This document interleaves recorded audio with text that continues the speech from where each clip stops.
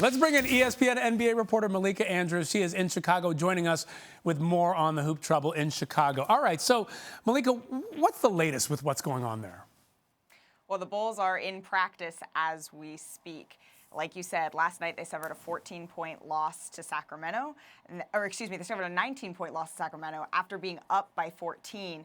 And Jim said afterwards, we need to get back to practice. So that's where they are now. I don't know if they're running wind sprints, but they are back in the gym. And Malika, you just had some new reporting along with Ramona Shelburne earlier. You mentioned this is something that came out, as you said. You said a leadership committee was discussed, but that Bulls management had empowered Boylen to have a firm hand. Then Levine is quoted as saying, this is a business, it's not a dictatorship. Those, to me, seem like mixed messages if I've ever seen them.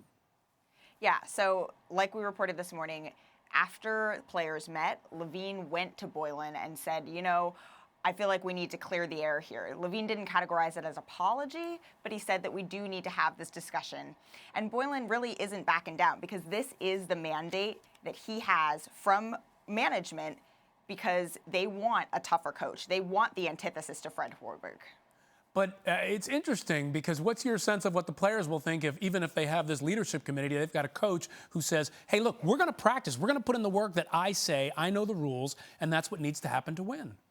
It's mixed. I've been told by some players that this tough style is a coaching style that they can respond to. Other players, more veteran players, say, this really isn't the way of the league anymore. Boylen has cited Popovich a couple of times as this is a way that he coaches, and he's trying to kind of implement that. But this is a different league. This is a different time, and players have much more control than they used to. Now, they've got the worst record in the East.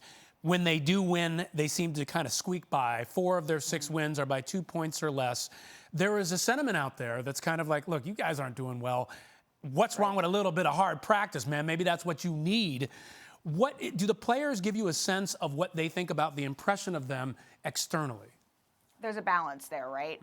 I mean, you need hard practices when you are not showing up, but at the same time, you need to be able to have your legs. And Boylen is saying, look, leave it up to me. I am going to manage your legs. You guys are going to need to learn to trust me. But right now, that trust is still building, and it needs to continue to build in order for Boylen to be working them this hard. The outside perception around the league is there are some questions. Is this going to work? Will this be able to attract free agents when you have a coach that is coaching like this?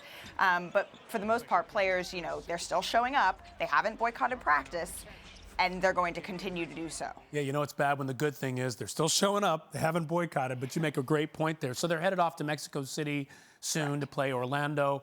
Did the players have a sense of what that might do for this team and what's been going on recently?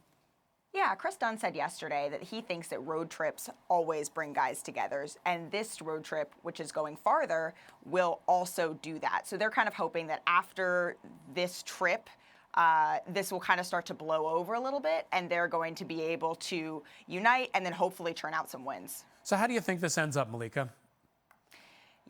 I think Boylen is probably going to have to give a little bit. I know this is a mandate that he has from management right now, but there's going to need to be some push-pull if players continue to not respond and continue to say, look, we're going to need a little bit of love to come with the toughness. And so if he doesn't give a little bit, management's going to need to take a look at whether or not this is a coach that they can continue to move forward with, which they've said, this is going to be our coach headed into next season, but he's going to have to learn and evolve in order for that to happen. I bet coaches hear that and they cringe a little bit, but you make a great point. The NBA is different now, and players, they have more of a say than they did in years past. Malika, so great to see you. Thank you so much.